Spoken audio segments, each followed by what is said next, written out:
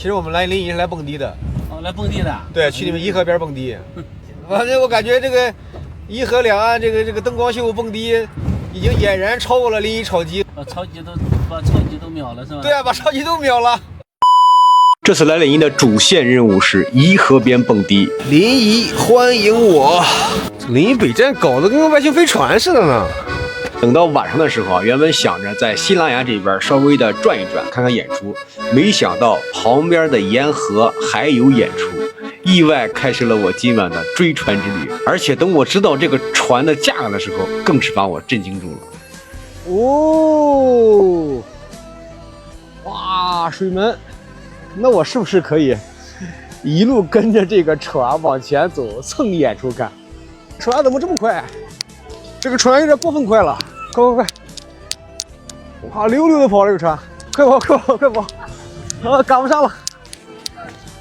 哎呀，这个白嫖就是不容易啊！前方演出，啊，每到一个地方好像就都有一个演出啊。现在去另外一侧啊，一会儿那个船，我看上那个对面有一个大屏幕，整个的沿河真是漂亮啊！啊，好了，现在船走到这个幕这个地方了啊，我感觉这光影已经打出来了，不买票也可以在岸上看啊，可惜就听不见声音啊，他们应该都有耳机，或者有一些其他的可以直接听见，好漂亮。这应该是诸葛亮演绎的，好像是赤壁之战吧？草船借箭哦，各种典故啊。该说不说，这个沿河一线做的是真美呀！哦呦，好美呀！仙气儿飘飘，这是纯白嫖啊！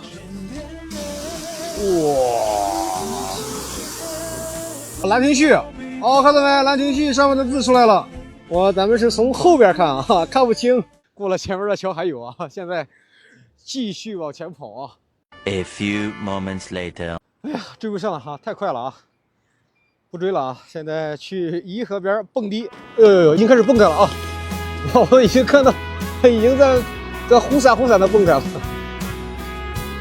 临沂的东方明珠，哇塞，颐和两岸开始蹦起来了，通啊，通，这都是来看蹦迪的吗？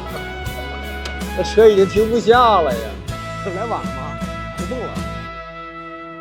原本以为看不到现场蹦迪了，还在懊悔呢。哎呀，没赶上，没有在颐和边蹦成第一呀。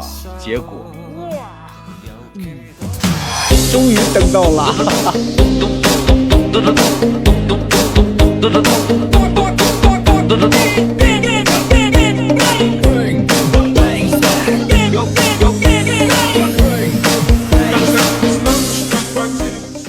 之前在新琅琊那边看的船啊，当地人告诉我才2块钱。从哪坐那个船？从黄浦线回南阳吧，东过蓝山嘛。从东过蓝山那边坐啊，一般坐到这里。